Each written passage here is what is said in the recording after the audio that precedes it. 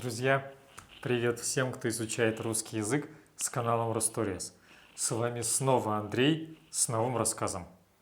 Как всегда напоминаю, что кроме текста на русском языке справа на экране, вы можете включить перевод на английский и другие языки в субтитрах YouTube.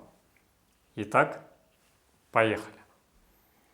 Маяк Ля Жумьен находится поблизости от французской провинции Британь. Это самая западная точка Франции.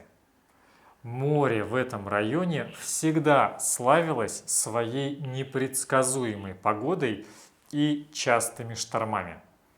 Смотрители маяка сменяли друг друга практически каждый сезон. Хотя здание маяка уже больше 100 лет устойчиво выдерживает удары океана, человеку внутри так не кажется. Причин для появления в этом опасном месте маяка было предостаточно. Только между 1888 и 1904 годами в районе острова Уэсан потерпели крушение около 34 судов.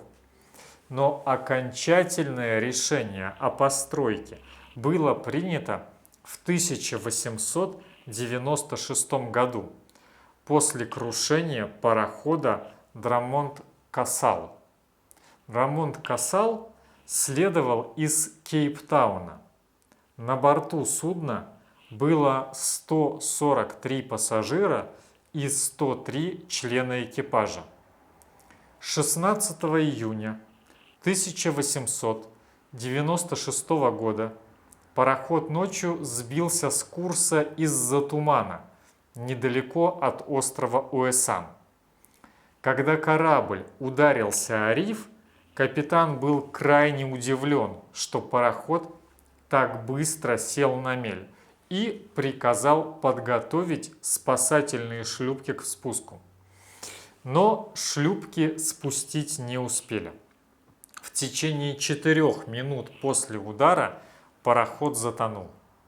Из 246 человек, бывших на борту, спаслись только 3: 1 пассажир и 2 члена экипажа.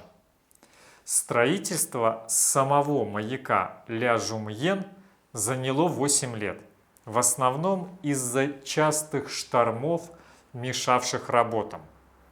Французы вынуждены были построить ряд временных маяков поблизости, так как без них судоходство в этом районе было очень опасным.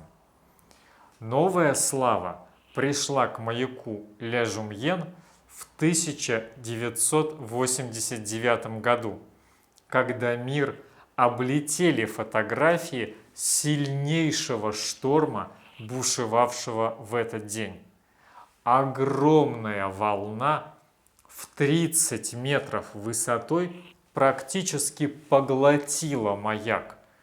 Но многих поразила не сама стихия, а маленькая фигурка смотрителя маяка, вышедшего покурить в шторм. Только благодаря мгновенной реакции смотрителя ему удалось в последний момент укрыться в дверном проеме и не быть смытым в море. История легендарного снимка заслуживает отдельного рассказа.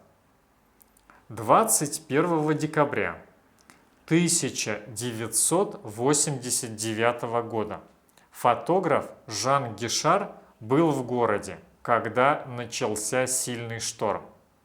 Он арендовал вертолет, чтобы сделать серию снимков бушующей стихии. Вертолет завис прямо над маяком. К тому времени волны уже вынесли двери на 1-м этаже и унесли всю мебель в океан. Смотритель маяка Теодор Малгорн спустился вниз. Увидев вертолет, он решил, что это прибыли спасатели, чтобы эвакуировать его. Но в ту же секунду громадная волна снова накрыла маяк. Малгорн ощутил ее приближение и быстро прижался к каменным стенам маяка, которые стали его единственной защитой. В этот момент фотограф сделал снимок, который скоро облетит весь свет и станет всемирно знаменитым. После происшествия Теодор Малгорн на протяжении нескольких лет продолжал работать смотрителем. Но с 1991 года постоянное присутствие на маяке смотрителя стало необязательным. Теодор Малгорн вернулся к себе на родину, на остров Уэсан, а фото Жана Гишара принесло ему второе место на конкурсе World Press Photo 1991 года. Друзья, вот такая удивительная история. Надеюсь, что она вам понравилась. И, как всегда, очень жду ваших комментариев.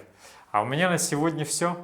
Спасибо, что посмотрели этот выпуск. Не пропускайте следующие видео. Огромной вам удачи и пока!